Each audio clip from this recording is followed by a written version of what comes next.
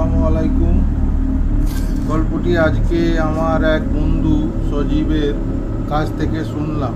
আমি যেভাবে বলল সেইভাবেই আপনাদের কাছে তুলে ধরলাম। আজ রাতে দরজা কড়া নাড়ার শব্দ ঘুম ভেঙে গেল। আমি বিরক্ত ভাব নিয়ে দরজা খুললাম। দরজা খুলে বিস্মিত কণ্ঠে বললাম, আরে তুই এত রাতে? আকাশ এক গাল হেসে বলল, দোস্ত, অনেক দিন তোকে দেখি না, তোকে দেখতে ইচ্ছা হলো তাই চলে আসলাম। আজ রাতটা তোর সাথেই কাটাবো। আকাশ আমার ছোট কালের বন্ধু। আমার একই সাথে বড় হয়েছি। আমার বাসা থেকে ওর বাসা প্রায় 2 কিলোমিটার দূরে। অনেক দিন তার সাথে বিভিন্ন ব্যস্ততার জন্য দেখা করতে পারি নাই। প্রায় 1 মাস হতে যাচ্ছে আমার সাথে শুধুমাত্র দেখা করবার জন্য। এত রাতে সে চলে আসবে বাসায় তা ভাবতেও পারছি না। এই না হলে বন্ধু, তুই কি বাইরে দাঁড়িয়ে থাকবি? ভিতরে আয়, গল্প করি দুই বন্ধু মিলে সারা রাত। না রে দোস্ত, ঘরে বসবো না, চলে বাইরে থেকে ঘুরে আসি। আমি অবাক হয়ে বললাম, সে কি রে, এত রাতে কোথায় যাবি? আয়, তুই এত সাহসী হলে কবে থেকে? কিছুদিন আগেও না সন্ধ্যার পরে তুই ভূতের ভয়ে বাসায় বাইর হতিস না? এখন কি আর সেই দিন আছে? চল বাইরে চল। আকাশ একগাল হেসে উত্তর দিল, আকাশ কি সুন্দর চাঁদ উঠেছে, তাই না রে আকাশ? আচ্ছা, তোর হয়েছে কি বলতো? আসবার পর থেকে এত চুপচাপ কেন? আকাশ মৃদু হেসে বলল, না এমনিতেই। এখন থেকে ভাবছি একাই থাকবো। সন্ধ্যার সময় রিসন নিয়েছিলাম, সারা রাত ছিলাম না ও একা, কিন্তু এখন খুব বেশি ভয় করছিল, তাই তোকে ডেকে নিয়ে আসলাম। আমি আবার অবাক হয়ে বললাম, একা ছিলিস, ভয় করছিল, এগুলো মানে কি? তুই সারা রাত কোথায় ছিলিস? বাইরে? বাড়ির বাইরে? কেন, বাসা থেকে কি তোকে বের করে দিয়েছে? না রে, বাইরে করে না। আর বাইরে করবে কেন? আমি নিজের বের হয়ে এসেছি। কেন? আকাশ আমার হাত ধরে বলল, দোস্ত, আমার বাসায় একটু যাবি? আম্মু আমার জন্য খুব কাঁদছে। আম্মুকে একটু বলে দিয়ে আসবি আমি ভালো আছি, খুব ভালো আছি। আমার জন্য যেন কান্নাকাটি না করে। আমি অবাক হয়ে বললাম, আমি তো তোর কথাবার্তা কিছুই বুঝতে পারছি না। না কি রে, সব বুঝছিস। বাসা থেকে কেন বের হয়ে এসেছি? কি হয়েছে? চল তোকে বাসায় দিয়ে আসি। না রে দোস্ত, আজকে আর বাসায় যাব না, পরে আরেক দিন বাসায় যাব। তুই একটু যাবি দোস্ত? আম্মু খুব কান্নাকাটি করছে বলেই। আকাশ আমাকে জড়িয়ে ধরে কাঁদা শুরু করলো। এখন রাত 3:30। আমি আকাশের বাসায় সামনে দাঁড়িয়ে আছি। আকাশকে কিছুতেই আনা যায়নি। ওকে বলেছিলাম, তুই গিয়ে আমার রুমে বস, আমি খালামাকে বলে দিয়ে আসছি তুই আমার কাছে আসিস এবং ভালো আছিস। সে তা করেও নাই, রাস্তায় দাঁড়িয়ে আছে। আমি খালামার সাথে কথা বলে বাইরে হবার পর নাকি আমার সাথে আবার বাসায় যাবে। কি ঘটেছে কি বুঝছি না। আকাশে কান্নার জন্য বাধ্য হয়ে এত রাতে আকাশের বাসায় আমার আসতে হয়েছে। আমি নিথর পাথর হয়ে দাঁড়িয়ে আছি। খালামা আমাকে জড়িয়ে ধরে অঝোর ধারায় কাঁদছেন। আমি খালামাকে কিভাবে সান্ত্বনা দেব বুঝতে পারছি না। আমার কাছে সব কিছু এলোমেলো মনে হচ্ছে। পুরো বাড়ি জুড়ে কান্নার শব্দ ভেসে বেড়াচ্ছে। বাড়িতে অনেক মানুষ। পুলিশ এসে আকাশের লাশ নিয়ে যাচ্ছে। আজ সন্ধ্যার আকাশ তাই রুমে গলায় ফাঁস আটকিয়ে আত্মহত্যা করেছে। আমার আস্তে আস্তে বোধ শক্তি লোপ পাচ্ছে। আমি কি শুনছি? আমি তাহলে এতক্ষণ কার সাথে ছিলাম? আকাশ তো তার বাসায়। আমাকে আসতে বলল। আকাশের লাশটি পুলিশের গাড়িতে তোলা হচ্ছে। শেষবারের মতো আকাশকে দেখলাম আমি। আমার সমস্ত পৃথিবী দুলো উল্টালো, মনে হচ্ছে সব কিছু দুলছে চোখ এর সামনে থেকে। সবাই আস্তে আস্তে দূরে সরে যাচ্ছে। আমি আস্তে আস্তে অন্ধকার একটা জগতে হারিয়ে যাচ্ছি। দূরে যেন কে কান্না করছে, তার মাঝে যেন বলছে, আম্মুকে বলিস আমি ভালো আছি। সম্পূর্ণ কাল্পনিক, বাস্তব কোনো মিল নেই। ভয় পেলে আমি কিছু জানি না। বৃষ্টিতে ভিজাতে কে না চায়? হ্যাঁ, সবাই চায় বৃষ্টিতে ভিজতে। আর যদি আপনার পাশে কোনো এক ছেলে মেয়ে একসাথে হাতে হাত রেখে আকাশের দিকে তাকিয়ে বৃষ্টিপাত মুহূর্তে ভিজছেন, কেমন অনুভূতি হবে? এখন বৃষ্টি পড়েছে, তাই আমার সাথে ঘটে যাওয়া সেদিনের কথা মনে পড়ে গেল। তাই আপনাদের সাথে শেয়ার করলাম আমার সাথে ঘটে যাওয়া সেদিনের কাহিনী। সেদিন ছিল রবিবার। আশেপাশে 10টা থেকে 12টা গ্রামের মানুষ মির্জাপুর হাট নামে জায়গায় সবাই চেনেন। তো একদিন আমাদের পুকুর থেকে মাছ মেরে সেই হাটে বিক্রি করতে গেলাম। যদিও আমি এসব কখনো করিনি, আমার সাথে আমার কাকু গিয়েছিল। হাটে মাছ নিয়ে যেতে যেতে দুপুর 2টা বেজে গেছে। আমাদের বাড়ি থেকে সেখানে যেতে প্রায় হাঁটতে হয় ঘন্টাখানেকের সময়। হাটে গিয়ে মাছ বেচতে শুরু করলাম। আমার জীবনে হাটে যাওয়া প্রথম।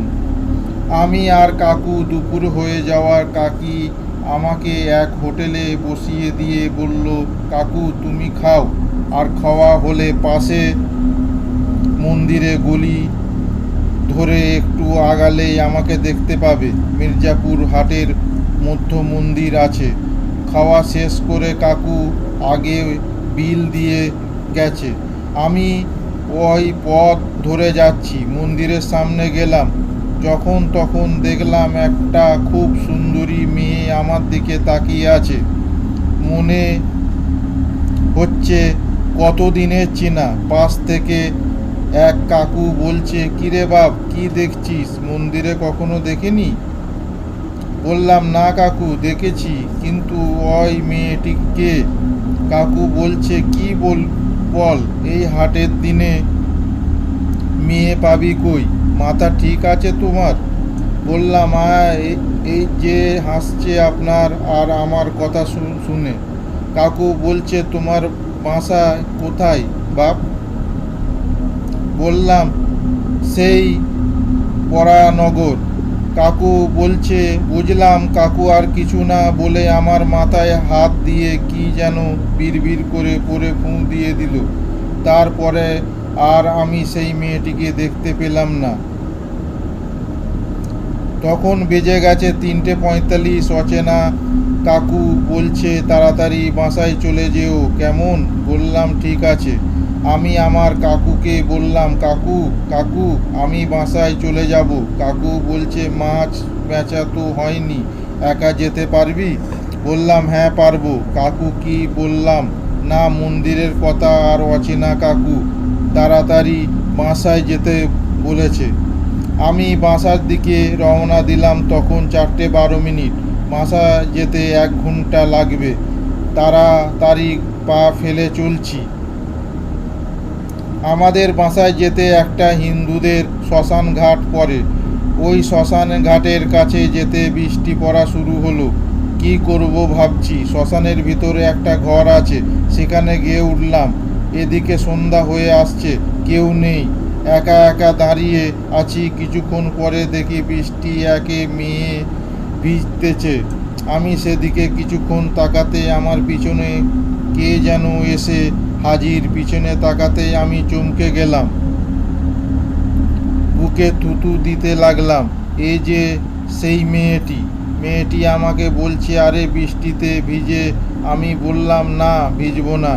মেয়েটি রেগে গিয়ে আমাকে নানানভাবে ভয় দেখাতে লাগলো। আমি ভয় পাচ্ছিলাম। আমার গায়ে হাত দিতেই মেয়েটি চিৎকার দিতে দিতে কিছু দূরে চলে গেল। আমি খুব ভালো করে দেখেছিলাম, দেখি মেয়েটি তার হাত নিজে খেয়ে ফেলেছে, নিজের কলিজা বের করে ফেলেছে।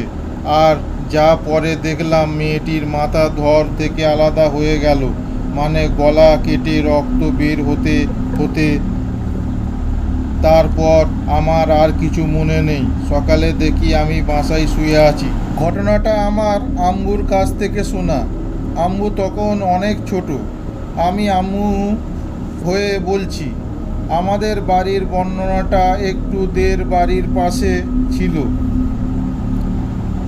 একটা ঘন জঙ্গল, তার পাশে ছিল মাঠ, পুকুর ইত্যাদি।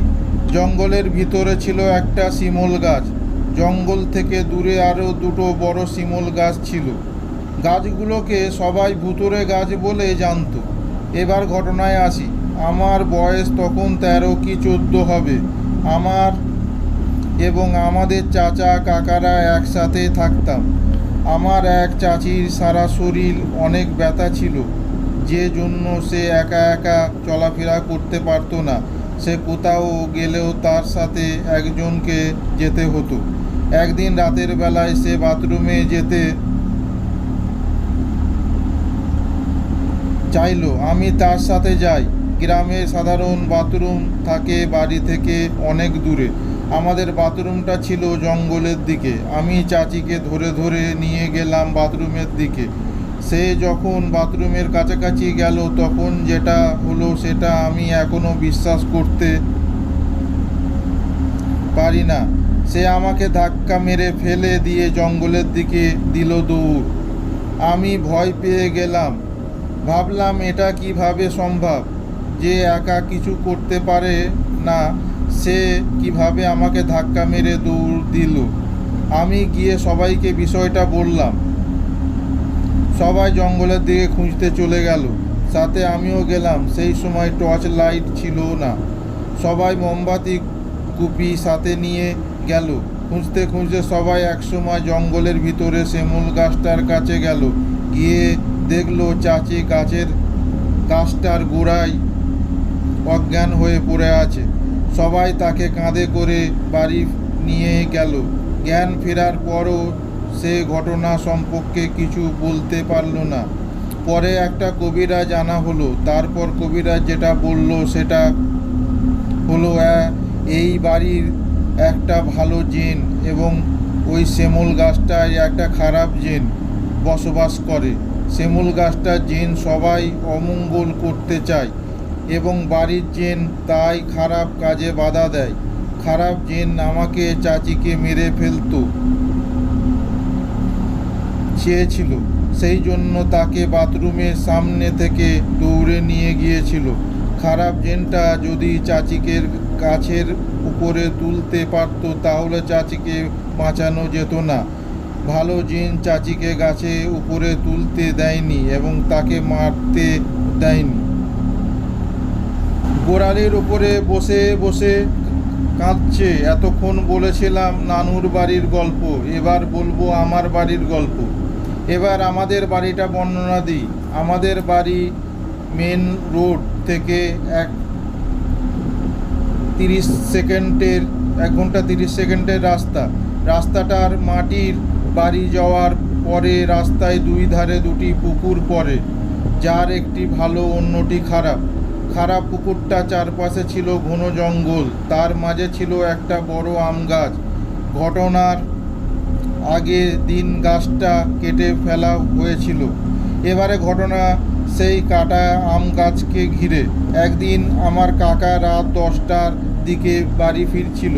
পুকুর পাড়ে আসতে চোখ পড়ল জঙ্গলের দিকে। কাকা অবাক হলো, দেখলো তার চাচি গাছের গোড়ালির উপরে বসে বসে কাঁদছে। সে তার চাচিকে কিছু বলল না। রেগে মেগে আগুন হয়ে বাড়িতে গিয়ে তার চাচিতো ভাইকে বকা দিয়ে শুরু করলো। বলল, তোমার মা এত রাতে জঙ্গলের ভিতরে বসে কাঁদে আর তুমি ঘরে শুয়ে শুয়ে ঘুমো, তাই না? ছেলে হয়ে মাকে এত কষ্ট দাও কি করে? তখন তার চাচাতো ভাই বলল, তুই এসব কি বলছিস? কাকাকে ডেকে নিয়ে ওই তো আমার আম্মু তো ঘরেই ঘুমোচ্ছে। এটা কাকা দেখে অবাক হলো, প্রচণ্ড ভয় পেল, বলল, আমি তাহলে জঙ্গলে কাটা গাছেরটার উপরে কাকে দেখলাম? 2 নম্বর পর্ব। অরুণের লাশ কবর দিয়ে আসিছিলাম, তখন সন্ধ্যা হয়ে গেছে। অরুণ আমার অনেক কাল আগের বন্ধু। সে আর আমি কত জায়গায় ঘুরেছি, তা আমি বহু স্মৃতি মনে পড়ে কষ্ট হতে লাগলো।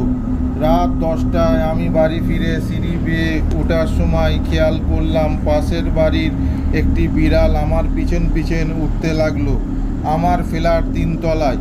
ফ্ল্যাটের দরজা খুলে ভিতরে তাকাতে এক তীব্র ভয় আমাকে আচ্ছন্ন করে ফেলল। আমার রুম পুরো অন্ধকার ডুবে আছে। পাশের বাড়ি থেকে কিছু আলো এসে পড়েছে আমার রুমে,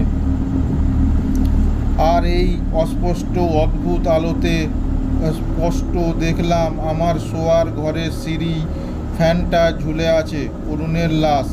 আচমকা ভয়ে কাঁপতে কাঁপতে ভয়ে দৌড়ে নিচে নেমে গেটের কাছে এসে হাঁপাতে লাগলাম। দারোয়ানে দৌড়ে এসে বলল, আরে ভাইজান, কি হয়েছে? লাশ? লাশ কোথায়? আমার রুমে। দারোয়ান পানি দিয়ে বলল, লন, পানি খান। আর কি হয়েছে খুলে বলুন। রুমের দরজা খুলে দেখে সামনে রুমে যে ফ্যানটা, তাতে রশি পিছিয়ে কেউ একজন ঝুলে আছে। কোনো কি চলেন তো আমার সাথে। ফ্ল্যাটে এসে দেখি কিছুই নেই। দারোয়ান হাসি দিয়ে বলল, বেহুদা ভয় পাচ্ছেন। দারোয়ান চলে গেলেও আমি ভিতরে ঢুকতে সাহস পেলাম না। আধ ঘন্টা পর যখন ঢুকলাম, তখন আগের ঘটনাটি নিজের কাছে হাস্যকর মনে হলো। রাতে আরেকবার গোসল করে না খেয়ে ঘুমিয়ে পড়লাম। গভীর রাতে ঘুম ভেঙে গেল। আমার ঘুম এত সহজে ভাঙে না, তার মানে কিছু একটা হয়েছে। ভালো করে কান পেতে কিছু একটা শুনতে চেষ্টা করলাম। হঠাৎ মনে হলো কিছু একটা নিঃশব্দে হাঁটছে আমার বিছানার চারপাশ দিয়ে। মশারির জন্য ভালো করে কিছুই দেখতে পাচ্ছি না, তবুও মনে হলো ঘন অন্ধকারে কিছু একটা নড়াচড়া করছে। তীব্র ভয় আমাকে গ্রাস করলো। এত তীব্র ভয় আগে কখনো পাইনি। ঘরে বাতাস নেই, ফ্যান বন্ধ, তবুও আমি স্পষ্ট দেখলাম আমার মশারি নড়ে উঠল। হঠাৎ পায়ের কাছে মশারির দিকে আমার নজর গেল, আর আতঙ্কে নিয়ে দেখলাম সেখানে মানুষের মুখ দেখা যাচ্ছে। অনেক খালি জিভ বের হয়ে আছে, পুরো মুখে কালো রক্ত। জ্ঞান হারানোর পূর্বে টের পেলাম মানুষ পচা দুর্গন্ধ আমার রুম জুড়ে জড়িয়ে আছে। গভীর রাতে এখনো ঘুম ভেঙে যায়, তাকিয়ে থাকি, অন্ধকার, কিছু দেখি না। তবুও মনে হয় আমার দিকে ভয়ানক কিছু হওয়ার দিন শুনছে। বারান্দায় কিছু একটা হাঁটছে, বারবার পদশব্দ শোনা যাচ্ছে, আর কিছু ফিসফিস শব্দ। এইভাবে দিন দিন চলতে থাকে আমার। মাস খানেক পর যা ঘটে, মনে হয় পাঠক বিশ্বাস করবে না। যে ঘটনার জন্য প্রস্তুত ছিলাম না, সেই ঘটনা অরুণের মৃত্যুর রহস্য বেরিয়ে আসে। এরপর গোটা গ্রামটা সন্ধ্যা হলেই পচা মাছের গন্ধ ভেসে আসতো। গ্রামের লোক প্রায় অস্থির হয়ে উঠেছিল সেই গন্ধে। পরে একটা ভালো গুণিনকে এই সমস্যা সমাধানের জন্য ডাকা হয়। গুণিন অনেক বিচার বিবেচনা করে তন্ত্রশক্তির সাহায্যে জানতে পারেন যে লোকটি মারা গিয়েছিল সে এখন ভয়ঙ্কর মেছো ভূতে পরিণত হয়েছে, এবং লোকটির আত্মা অতৃপ্ত অবস্থায় গোটা গ্রামে ঘুরে বেড়াচ্ছে। অবশেষে গুণিনটি মাছের লোভ দেখিয়ে তন্ত্র সাধনার মাধ্যমে ওই আত্মাকে বন্দি করে। এই ছিল বন্দি আত্মার কাহিনী, যেটা আমি এতক্ষণ বই থেকে পড়ছিলাম। দূর ভালা জ্ঞানা ফালতু ভূতের ও ভয় লাগার লাগে না। হঠাৎ আমার বুকে ধরাস করে উঠল মাছের গন্ধ। হা হা, টয়লেট রুমটা আমি মাছের গন্ধ তো পেয়েছিলাম। একটা চাপা উত্তেজনায় আমার মনকে আচ্ছন্ন করে দিল। তবে কি আমি ভূতের গল্পে পড়লাম? আরও একটি কথা মনে পড়ে গেল। এই গল্পটা তো আমি পড়ব বলে খুলিনি, বইটা তো এমনি খোলা ছিল। তবে কি ভূতটা আমাকে কোনো ইঙ্গিত দিতে চাইছে? গলা শুকিয়ে আসতে লাগলো আমার। রাত তো এখন প্রায় 11:55, একটু পরেই 12টা বাজবে। শুনেছি 12টার পর ভূতের শক্তি দ্বিগুণ হয়ে যায়। মেরুদণ্ড দিয়ে যেন হিমশীতল জলধারা নেমে গেল। কপালে হাত দিয়ে বুঝলাম বিন্দু বিন্দু ঘাম জমেছে। হৃদয় স্পন্দ আগে থেকেই অনেকটা বেশি। কোনো রকম তেতো কপ ছাড়াই বন্ধ ঘরে স্পষ্ট শুনতে পাচ্ছি নিজের হৃদয় স্পন্দন। কী করব বুঝে উঠতে পারছিলাম না। হঠাৎ আমার দরজার সামনে সেই আগের মতন পায়চারি শব্দ শুনতে পেলাম। না না, এবার আর মনের ভুল লাগছে না। আওয়াজটা দরজার দিকে এগিয়ে আসতে লাগলো এবং দরজার সামনে এসে থেমে গেল। তবে কি ভূত এলো? ভয় এবং বিস্মিত তখন আমার সেই কী অবস্থা বলে বোঝাতে পারবো না। হার্টবিট আরও উচ্চতর হয়েছে। এবার দরজায় ঠোকা পড়ল, সাথে সাথে আমার কানের পাশ দিয়ে ঘাম গড়িয়ে পড়ল। এবার আবার টোকা পড়ল। আমি ভয়ে চিৎকার করতে চাইলাম, কিন্তু গলা দিয়ে কোনো রকমের আওয়াজ বের হলো না। গলা শুকিয়ে কাঠ হয়ে গেছে। দরজার ওপাশ থেকে এবার আওয়াজ এলো, কিরে, লাইট জ্বলছে? এখন ঘুমাইসনি? আরে এত রঘুদা গলা। এবার যেন আমার দেহে প্রাণ ফিরে এলো। গলাটা একটু কাঁকড়িয়ে নিয়ে বললে, রঘুদা তুমি? দরজা খুলে দিলাম। এই তো লাইট বন্ধ করে শুতেই যাচ্ছিলাম। রঘুদা বলল, আমি আবার দেখতে এলাম ভয় টর লাগছে কি না। আমি ভয় কন্ট্রোল করে মুখে অবস্থা স্বাভাবিক করে বললাম, ভয় পাবো তো আবার আমি? না না না না, আমি ভয়টা খুব একটা পাই না। উত্তরটা যেন আমি বীর পুরুষের মতো দিলাম। মনে মনে খুব হাসলাম।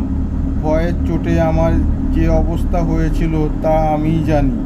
রঘুদা বলে গেল, ঠিক আছে ঘুমাও। রঘুদা চলে গেল। আমি ঘুমিয়ে পড়লাম। যথারীতি পরের দিন উঠতে অনেক দেরি হয়ে গেল, প্রায় 7টা। দরজা খুলে বেরিয়ে দেখি রঘুদা চা নিয়ে আসছে। দূর থেকে আমাকে দেখে বলল, ঘুম ভালো হয়েছে তো? আমি হাত তুলে ইশারায় জানিয়ে দিলাম, হ্যাঁ। সকাল বেশ মনোরম, মৃদু বাতাস বইছে। শরীরটা বেশ হালকা লাগছে। চোখে মুখে ভালো করে জল দিয়ে ফ্রেশ হয়ে এলাম এবং চা খেলাম। 8টার কাউন্টিং খুলতে সেখানে থেকে ডিম টোস্ট আর চাউমিন খেলাম। আসসালামু আলাইকুম। সেদিন বিকেলে ট্রেনে আমার ঢাকায় রওনা দিলাম। অরুণ সকাল থেকে মন গভীর করে রেখেছে। আমার সাথে কোনো কথা বলছে না। অরুণ এমনিতেই হাসি খুশি থাকে, এমন গভীর মুখ তাকে কখনো দেখিনি। আমি অনেকবার তাকে জিজ্ঞাসা করেছি, সে একবারও উত্তর দেয়নি। রাত তখন 8টা কি 9টা। আমি আর অরুণ ট্রেনের করিডোরের সামনে বসেছি। ট্রেনের কামরাটা অপেক্ষাকৃত নির্জন। ট্রেনের সকল বাতি আগে থেকেই নেভানো। পাশে জানলা খোলা। জানলা দিয়ে শীতল হাওয়া ঢুকছে। চাঁদের আলো খানিকটা এসে পড়েছে অরুণের মুখে। আর এতেই আমি তাকে আবছাভাবে দেখছি। এর অদ্ভুত পরিবেশ। অরুণ আমার দিকে ফিরে আচমকা বলল, আচ্ছা শহীদ, তুই আত্মার বিশ্বাস করিস? আলো ছায়াময় সেই নির্জন ট্রেনের কামরায় এমন প্রশ্ন শুনে শিবরে উঠি। বলি, না, আমি বিশ্বাস করি না। হঠাৎ এ প্রশ্ন করলে যে অরুণ কিছুক্ষণ চুপ করে থেকে কি যেন ভাবতে লাগলো। তাহলে শোন, তোকে একটা ঘটনা বলি।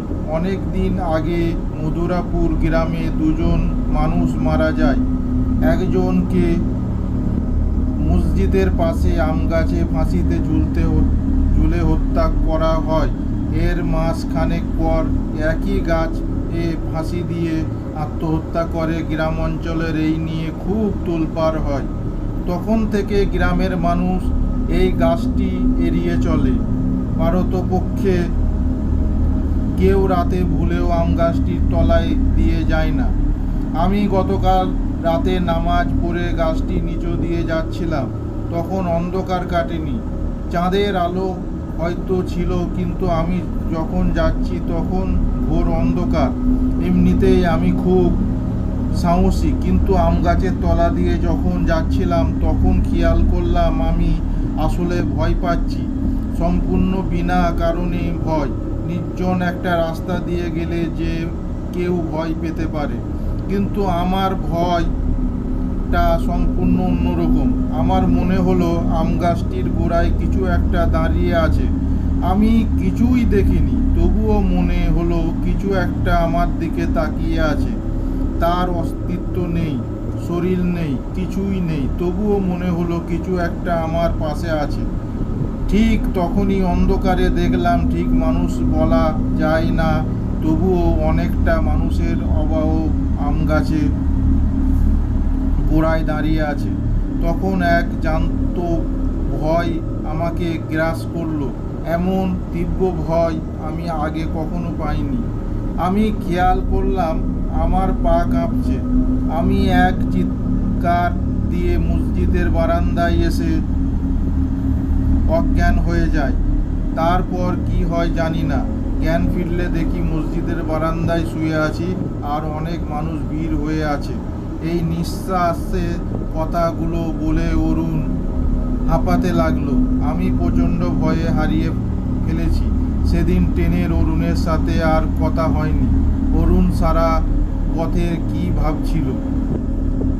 রাত ৩টা যখন ট্রেন ঢাকায় পৌঁছায়, তখন ট্রেন থেকে নেমে শুধু বলা যায় পরে দেখা হবে। অরুণ থাকে মগরব বাজারে তার বাবা মাকে নিয়ে, আর আমি থাকি মালিকবাগে একা একা ফ্ল্যাট ভাড়া করে।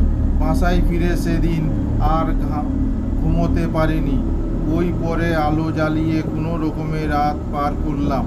কিছুদিন পর প্রচণ্ড কাজের চাপে অরুণের গল্প ভুলে গিয়েছিলাম। মধুরাপুর যাওয়ার 1 সপ্তাহ পরে হঠাৎ অরুণ আমাকে ফোন করে উদান্তের মতো বলে, দোস্ত, তুই আমাকে বাঁচা।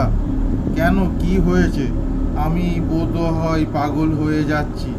কি হয়েছে খুলে বল। সেদিন গভীর রাতে মধুরাপুর থেকে ফিরে ট্রেন স্টেশন থেকে একটা রিক্সা নিয়ে বাসায় ফিরছিলাম।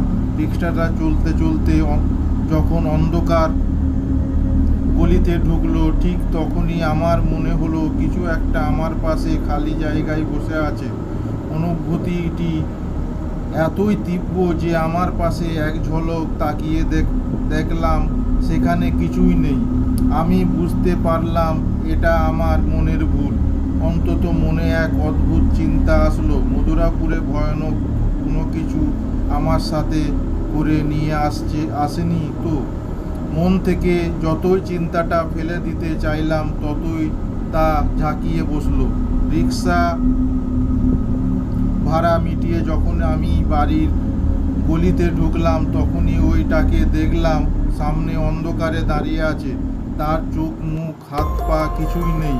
মনে হলো আমার দিকে চেয়ে আছে। তার মুখে কুটির হাসি। আমি দৌড়ে বাড়ির গেটে গিয়ে দাঁড়ালাম। কে ডাকতে থাকে। দাঁড়ানোর আমাকে ধরে নিয়ে রুমে দিয়ে আসে। এ কথা অরুণ এক নাগারে বলে হাঁপাতে লাগলো। আমি বললাম, এসব তোর কল্পনা। চিকিৎসা নিয়ে মনে হয় ঠিক হয়ে যাবে। প্রথমে আমি তা ভেবেছিলাম। তিনজন সাইকোলজিস্টের সাথে দেখা করেছিলাম, সব বলেছি, কিন্তু তারাই কিছু করতে পারেনি। এখন আমি তাকে আমার রুমে দেখে কিছু একটা হাঁটছে আমার রুমে। ঘর অন্ধকার হলো, প্রায় দেখি মশারির উপরে ওপাশে কিছু একটা দাঁড়িয়ে আছে, তাই এখন বাতি জ্বালিয়ে ঘুমাই। আমি বললাম, ঠিক আছে, তোকে আর কিছু সাইকিয়াট্রিস্টের ঠিকানা দিচ্ছি, তুই গিয়ে দেখা করে আয়। ঠিকানা নিয়ে অরুণ ফোনে রেখে দেয়। আমার দেয়া ঠিকানায় গিয়েছিল কিনা ঠিক জানি না, কিন্তু মাঝখানের পর অরুণ যখন আর রুমে ফ্যানে ফাঁস লাগিয়ে আত্মহত্যা করে, তখন খুবই অবাক হলাম। বহু কাজের মধ্যেও তার জানাজায় গেলাম। সেদিন তারা বাবা আমাকে জড়িয়ে ধরে খুব কাঁদলেন অনেকক্ষণ। কেন অরুণ আত্মহত্যা করেছে তা কেউ বলতে পারেনি। তবে শেষের দিকে অরুণ গভীর রাতে কে কে বলে চেঁচিয়ে উঠতো আর একা একা কথা বলতো। ঘটনাটি এখানেই শেষ হতে পারত, কিন্তু আমি নিজেও এই ঘটনায় জড়িয়ে গেলাম। আপনাদের দ্বিতীয় পর্বে বলবো। কারা শুনতে চায় দয়া করে জানাবেন, কেননা এই ঘটনাটি আসলেই সত্যি।